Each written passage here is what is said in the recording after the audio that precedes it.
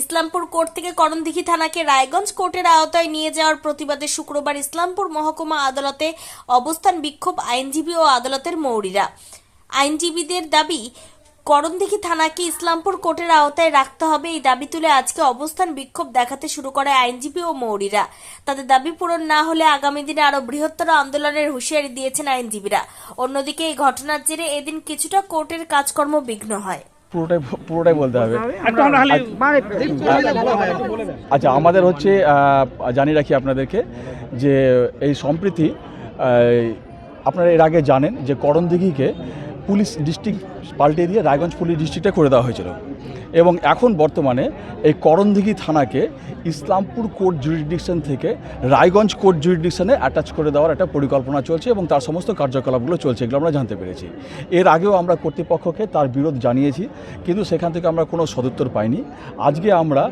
আজকে এখানে আমরা কোর্টে একটা শান্তিপূর্ণ অ্যাজিটেশন করছি এবং এখানে ধর্ণা প্রদর্শন করছি এবং মেমোরেন্ডাম দিচ্ছি বিভিন্ন কোর্টকে এবং এসডিওকে, যাতে করণদিঘিকে ইসলামপুর কোর্ট জুরিসডিকশন থেকে রায়গঞ্জ কোর্ট জুরিসডিকশনে না করা হয়। এর পিছনে আমাদের কিছু কারণও রয়েছে, যেরকম আইনগত কিছু ব্যাপারও রয়েছে। আমাদের করণদিঘিটা হচ্ছে ট্রান্সফার টেরিটরির মধ্যে পড়ে। 1956 সালে যখন সূর্যাপুর এলাকার যে অন্তর্গতটাকে বিহার থেকে বাংলায় নেওয়া হয়েছিল, সেখানে এই সূর্যাপুরী লোকদের কিছু প্রতিশ্রুতি ছিল এবং সেখানে এই সূর্যাপুরী এলাকাটাকে, যেহেতু এখানকার কৃষ্টি এবং কালচার এক, সেটাকে ভিত্তি করে একটা সাবডিভিশন তৈরি করা হয়েছিল। এই সাবডিভিশনটা একত্রে থাকবে এবং 5টা থানাকে নিয়ে এই সাবডিভিশনটা করা হয়েছিল। তার মধ্যে করণদিঘি ছিল, করণদিঘি, ইসলামপুর, গোয়ালপুকুর, চাকুলিয়া, আর হচ্ছে চোপড়া পর্যন্ত। কিন্তু এরপরে আমরা দেখছি আস্তে আস্তে করণদিঘিটাকে আমাদের জেলা থেকে বের করা হচ্ছে। প্রথমে আমাদের করণদিঘিকে পুলিশ ডিস্ট্রিক্ট থেকে বার করা হলো, ইসলামপুর পুলিশ ডিস্ট্রিক্ট থেকে সরিয়ে রায়গঞ্জ পুলিশ ডিস্ট্রিক্টে অ্যাটাচ করা হলো। এখন হচ্ছে কোর্ট জুরিসডিকশনটাকে বের করে নিয়ে এসে অ্যাটাচ করা হচ্ছে রায়গঞ্জের সাথে, যদিও সে ইসলামপুর সাব ডিভিশনে থাকছে।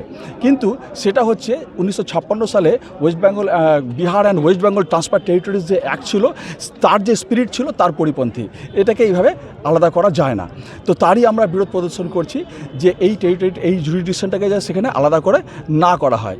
এই ক্ষেত্রে কী হবে, আমরা দেখতে পাচ্ছি যে আমাদের ইসলামপুরের এই টেরিটোরিয়াল জুরিসডিকশনটা, যেটা হচ্ছে ট্রান্সফার টেরিটরি, তার একটা এইখানকার বাসিন্দার যে একটা দীর্ঘদিনের দাবি যে ইসলামপুরকে একটা ডিস্ট্রিক্ট করা হবে, সেইটা যাতে আগামী দিনে না করতে হয়, আমরা মনে করছি তারই একটা চক্রান্ত, যে আমাদের জেলাটাকে, আমাদের সাবডিভিশনটাকে আস্তে আস্তে পরিকল্পিতভাবে ছোট করা হচ্ছে, যাতে ইসলামপুরবাসীর এই জেলার দাবিটা আগামী দিনে পূরণ না হয়। এরপরে করণদিঘিকে সমস্তভাবে যখন আস্তে আস্তে বের করে দেওয়া হবে, আমাদের জেলাটা আরও ছোট হয়ে যাবে। তো এটা আমরা সেইভাবে দেখছি। এই জন্য আমরা আজকে একটা আন্দোলন, ধর্ণা প্রদর্শন এখানে করছি। আমরা কর্তৃপক্ষের আমরা চিঠি করে জানানো হয়েছে, কিন্তু কর্তৃপক্ষ আমাদের কোনো শুনানি করেননি, আমাদের সাথে কোনো রকমের কোনো আলোচনা কিংবা কোনো রকম কোনো সদুত্তর দেয়নি। তার জন্য আজকে আমরা এখানে শান্তিপূর্ণভাবে একটা ধর্ণা প্রদর্শন করছি এবং আমরা কর্তৃপক্ষকে জানাতে চাইছি যে আমাদের ইসলামপুর সাবডিভিশন থেকে করণদিঘিকে কোর্টের যে জুরিসডিকশন আছে সেটাকে রায়গঞ্জে অ্যাটাচ না করা হয়, যেটা যেভাবে ছিল সেভাবে রাখা হয়। যেটা বিষয় বলবো, এছাড়াও আমাদের আরও দাবি রয়েছে। সেই দাবিগুলো হচ্ছে, আমরা এর আগেও ইসলামপুর কোর্টে কতগুলো মামলা রয়েছে, সেগুলো হচ্ছে স্পেশাল কোর্ট দ্বারা বিচার হয়। কিন্তু আমাদের ইসলামপুরে স্পেশাল কোর্ট আছে, তা সত্ত্বেও সেই মামলাগুলোকে ইসলামপুর কোর্টে বিচার না করে সেগুলোকে অলরেডি রায়গঞ্জ কোর্টে বিচার করা হচ্ছে সেগুলো মামলার। আমরা তারও দাবি জানিয়ে এর আগেও আমরা স্ট্রাইক করেছিলাম, কিন্তু আজ পর্যন্ত তার আমরা কোনো ফল পাইনি। এই সমস্ত কারণকে সমষ্টিগতভাবে আজকে আমরা জানাচ্ছি। এবার আপনার প্রশ্নের উত্তরও ছিল, আমরা চেয়েছিলাম হচ্ছে জুভেনাইল বোর্ডের সাথে সাথে আমরা চেয়েছিলাম এনডিপিএস, ইলেকট্রিসিটি অ্যাক্ট, তারপরে হচ্ছে 438, schedule caste and schedule tribe atrocities act, prevention of corruption act, guardian and wards act, এই সমস্ত 409, এই সমস্ত 409 আইপিসিতে, যেটা হচ্ছে misappropriation of public fund, সেগুলো আমরা সমস্ত চেয়েছিলাম হচ্ছে ইসলামপুরে। কিন্তু আজ পর্যন্ত তা আমাদের একটা দাবিও পূরণ হয়নি। আজকে আমাদের এখানকার যে আমাদের আদিবাসী ভাই বোনরা আছে, যারা হচ্ছে প্রত্যন্ত চোপড়া থানার অন্তর্গত বাস করে, এবং আমরা সবাই জানি যে আদিবাসী এবং তপশালী জাতি, উপজাতির লোকেরা আজও পর্যন্ত আর্থিকভাবে পিছিয়ে আছে। তা সত্ত্বেও তাদেরকে মামলা করবার জন্য ইসলামপুরকে অতিক্রম করে শুধু রায়গঞ্জে যেতে হচ্ছে মামলা করার জন্য। এটা খুব বেদনাদায়ক। যারা আর্থিকভাবে পিছিয়ে আছে তাদের কথা চিন্তা করা হচ্ছে না। আমাদের ইসলামপুরে কোর্ট থাকা সত্ত্বেও স্পেশাল কোর্ট এখানে দেওয়া হচ্ছে না। তাদেরকে মামলা করাতে যদি রায়গঞ্জে যেতে হয়, এটা বলা বা এটা বলা অপেক্ষা রাখে না যে এটা হচ্ছে জাস্টিস তারা পাবে না, এটা তারই একটা প্রক্রিয়া, যাতে তারা তাদের আইনি প্রতিকার না পায়, অন্যভাবে তাদেরকে প্রতিরোধ করা হচ্ছে আইনের মাধ্যমে না আসার জন্য।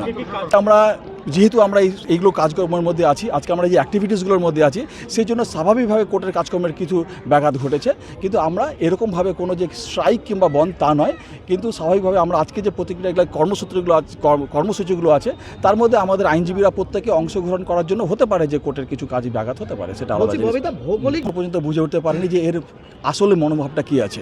তখন আমরা ভেবেছিলাম যে এটা বোধহয় একটা টেম্পোরারি কোনো অ্যাটাচমেন্ট আছে, তখন আমরা সেই জিনিসটাকে বুঝে উঠতে পারিনি, কিন্তু পরবর্তীকালে যে পদক্ষেপগুলো আসলো সেটা আমাদের চোখ খুলে দিয়েছে যে এটার উদ্দেশ্য তাই ছিল। ওই জন্য আজকে আমরা করণদিঘিটাকেও আমাদের ইসলামপুর পুলিশ ডিস্ট্রিক্টের আয়তায় আনবার জন্য আমরা মেমোরেন্ডাম দিয়েছি এবং আবেদন জানিয়েছি। আমাদের এটা আবেদনটা আনতে দেরি হয়েছে ঠিকই, কেননা এই সমস্ত জিনিসগুলো হয়তো আমরা আইনজীবী হিসাবে সবসময় আমাদের কাছে নাও আসতে পারে, এগুলো হয়তো অনেক রাজনৈতিক যারা কর্তা আছে তাদের এই জিনিসগুলো আসার কথা ছিল, কিন্তু এই জিনিসটা যখন আগে আসেনি, এরকম নয় যে এর আগে অনেক রাজনৈতিক দল থেকেও এই কথাটা উঠেছিল।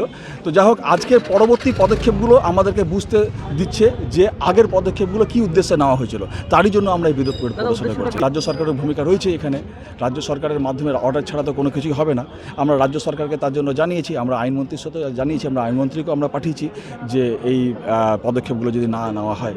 ইসলামপুর জেলার দাবি, একই কৃষ্টি কালচারের লোক আছে, যে সূর্যাপুরকে আনা ট্রান্সফার অফ টেরিটরিজ অ্যাক্টে যে প্রতিশ্রুতিগুলো দেওয়া হয়েছিল, পার্লামেন্টে যে বিল পেশ করা হয়েছিল, তখন যে সুবিধাগুলো দেওয়ার কথা বলা হয়েছিল, আমাদের সংস্কৃতিটাকে অক্ষুণ্ণ রাখতে হবে, এর জন্য আজকের দিনে দাঁড়িয়ে এই ইসলামপুরকে জেলা করার দাবিটা যথেষ্ট উপযোগী এবং প্রয়োজনীয় ইসলামপুর বাসিন্দার জন্য।